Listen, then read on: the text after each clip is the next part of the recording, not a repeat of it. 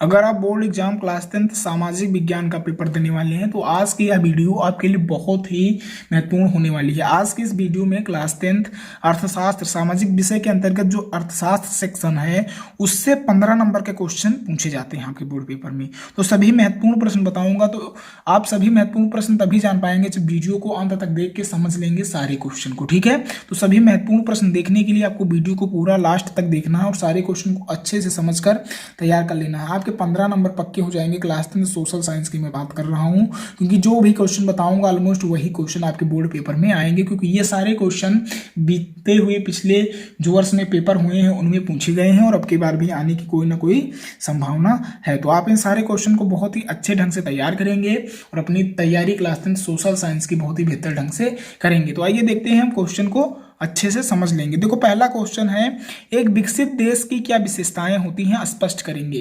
देखो social science रट नहीं सकते, आप उसको समझकर ही लिख सकते हैं। तो समझने की कोशिश करेंगे और हो सकेगा तो खुद से बनाकर लिखने की प्रैक्टिस भी करेंगे। जरूरी नहीं है जो किताब में दिया हुआ है या जो मैं बता रहा हूं या जो आप पढ़ रहे हैं वही लिखें। ठीक है, आपका पॉइंट ऑफ व्यू क्या है उस क्वेश्चन के प्रति, आप कैसे उस क्वेश्चन का आंसर दे रहे हैं, ये ज्यादा इंपॉर्टेंट हो जाता है। ठीक है, तो एक विकसित देश की क्या विशेषताएं होती हैं ये आप लिखेंगे। तो फर्स्ट आंसर देखेंगे, एक विकसित देश आर्थिक रूप से अधिक संपन्न माना जाता है। जायज सी बात है, अगर वह विकसित होगा तो वह देश अधिक संपन्न और अधिक शक्तिशाली, साथ ही लोगों का जीवन स्तर भी उच्च होगा। जायज सी बात है, अगर कोई देश विकसित होगा तो वह आर्थिक रूप से भी अधिक संपन्न होगा और वहां के जो लोगों का जीवन स्तर है वो भी उच्च ही होगा। विकसित देशों में कम से कम जनसंख्या एवं पर्याप्त प्राकृतिक संसाधनों की विद्यमानता अधिक रहती है। क्या है, जो विकसित देश होते हैं उसमें कम जनसंख्या होती है एवं पर्याप्त प्राकृतिक संसाधन होते हैं जो मनुष्य के लिए आवश्यक होते हैं। मनुष्य के लिए जो आवश्यक संसाधन है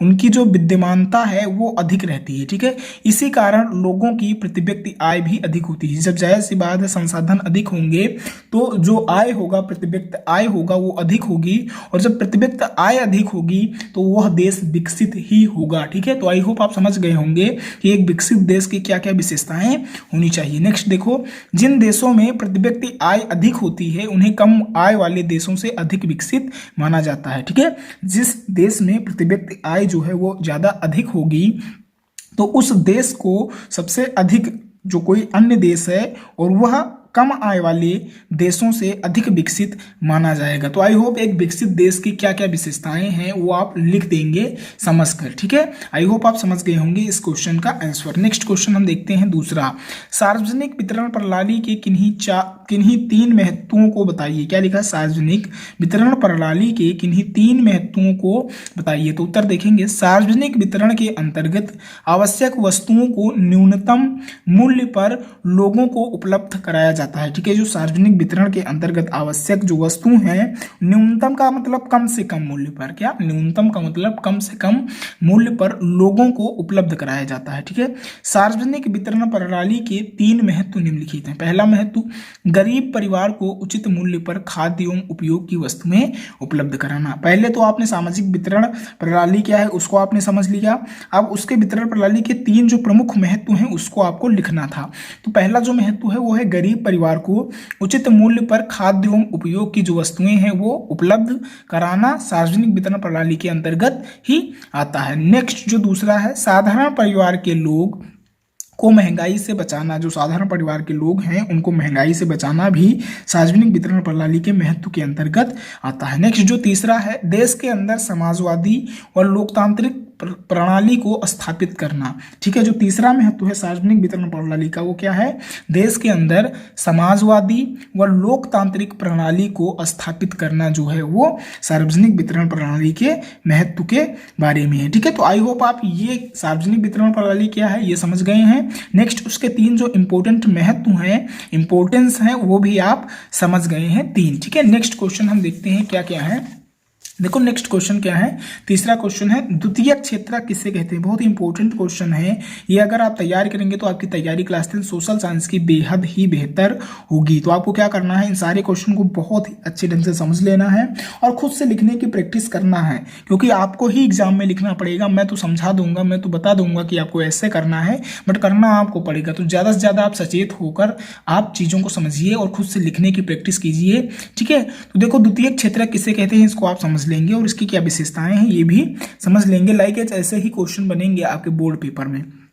तो उत्तर देखो, जब प्राकृतिक उत्पादों को विनिर्माण प्रणाली के द्वारा अन्य रूपों में बदला जाता है, जब प्राकृतिक संसाधन जो नेचुरल संसाधन है उनको क्या किया जाता है, विनिर्माण प्रणाली के द्वारा अन्य रूपों में बदला जाता है, तो वे द्वितीयक क्षेत्रक कहलाते हैं। आई होप आप द्वितीयक क्षेत्रक क्या है ये समझ गए होंगे। द्वितीयक क्षेत्रक क्या है, जब प्राकृतिक उत्पादों को विनिर्माण प्रणाली के द्वारा अन्य रूपों में बदला जाता है तो वे द्वितीयक क्षेत्रक के अंतर्गत आते हैं। अगर मैं द्वितीयक क्षेत्रक का उदाहरण दूं तो अगर जब आप क्या करते हैं, कोई भी कच्चा पदार्थ को उसको विनिर्माण करके अन्य रूप में बदलते हैं, मान लो गन्ने की अगर मैं बात करूं तो गन्ने को अन्य उत्पाद में बदलने के लिए जो द्वितीय क्षेत्रक प्रणाली के अंतर्गत आएगा वो गुड़ के रूप में बदला जाता है। ठीक है, तो ये उदाहरण द्वितीय क्षेत्रक का है।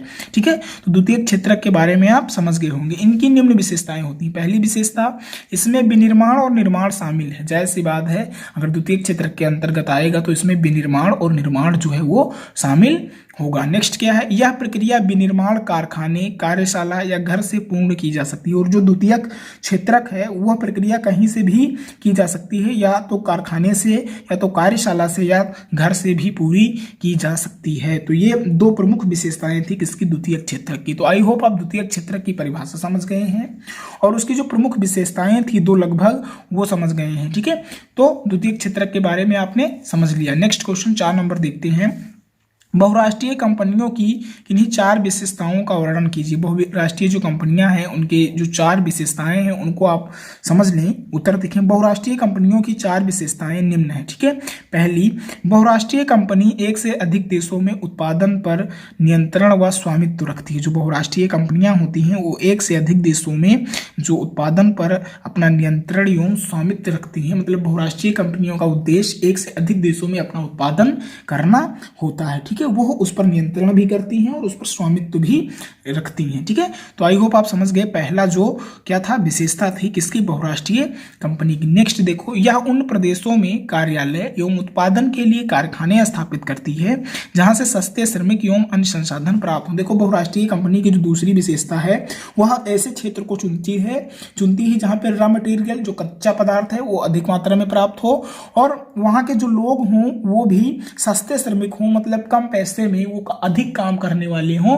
तो उस जगह पे जो बहुराष्ट्रीय कंपनियां हैं जहां अधिक माल उपलब्ध हो, कच्चा माल, और जहां अधिक श्रमिक मौजूद हों, श्रमिक एवं संसाधन मौजूद हों जो कंपनी को चलाने के लिए सहायक हों और कम बजट में जो उनकी कंपनी है वो रनिंग में रहे, तो उस स्थान को वो ढूंढते हैं। तो ये दूसरी विशेषता हो गई। तीसरी विशेषता, उत्पादन लागत में कमी करने तथा अधिक लाभ कमाने के लिए बहुराष्ट्रीय कंपनियां इस तरह का प्रयास करती हैं। जो उत्पादन में लागत की कमी हो, मतलब वो अधिक से अधिक उत्पाद कम बजट में करें, और साथ में बहुराष्ट्रीय कंपनियां इस तरह का प्रयास करती हैं कि वो अधिक लाभ कमाएं। तो ये तीसरा क्या हो गया, विशेषता हो गई बहुराष्ट्रीय कंपनी की। देखो, जो चौथी विशेषता है, वे अपने अंतिम उत्पादों को वैश्विक रूप से बेचते हैं और वैश्विक रूप से ही माल और सेवाओं का उत्पादन भी करते हैं। वो उनका जो अंतिम उत्पाद बनता है लास्ट वाला, तो उसको क्या करते हैं, वो वैश्विक रूप से उसको बेचते भी हैं और वैश्विक रूप से माल और सेवाओं का उत्पादन भी करते हैं। तो आई होप बहुराष्ट्रीय कंपनियों की जो 4 विशेषताएं थी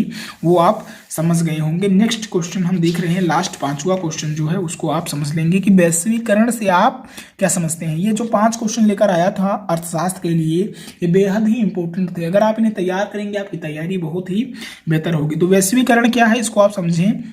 वैश्वीकरण विभिन्न देशों के बीच विदेशी व्यापार एवं निवेश में तीव्र वृद्धि की प्रक्रिया है। वैश्वीकरण क्या है, वैश्वीकरण विभिन्न देशों के बीच विदेशी व्यापार एवं निवेश में तीव्र वृद्धि की प्रक्रिया है। दूसरे शब्दों में विभिन्न देशों के बीच अधिक से अधिक वस्तुओं और सेवाओं, निवेश और प्रौद्योगिकी का आदान प्रदान ही वैश्वीकरण कहलाता है।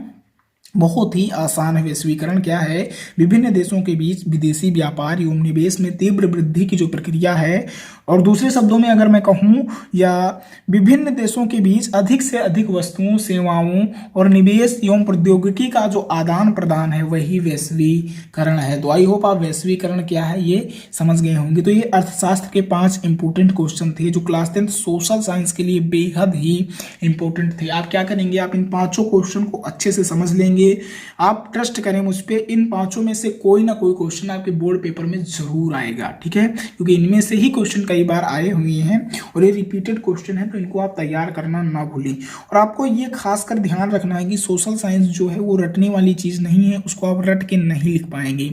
अगर मैं कहूँ सोशल साइंस की तैयारी करने का बेस्ट ट्रिक क्या है, तो मैं कहूंगा कि आप टॉपिक को समझें, उस बारे में पढ़ें। अगर मैं कहूँ कि आपको वैश्वीकरण से आप क्या समझते हैं, इसको आपको खुद से लिखना है, तो आपको वैश्वीकरण के बारे में थोड़ा ना थोड़ा नॉलेज होना चाहिए। बाकी आप उसमें बनाकर क्या लिख रहे हैं ये आपके ऊपर डिपेंड करता है। अगर आप कुछ ना कुछ उससे रिलेटेड ही लिख रहे हैं, जो वैश्वीकरण से रिलेटेड ही आ रहा है, तो आपको मार्क्स मिलेंगे आपके एग्जाम में, इसकी टेंशन न लें। तो फिर मिलते हैं नेक्स्ट वीडियो में, तब तक के लिए आप क्या करेंगे, मस्त रहेंगे और अच्छे से पढ़ते रहेंगे।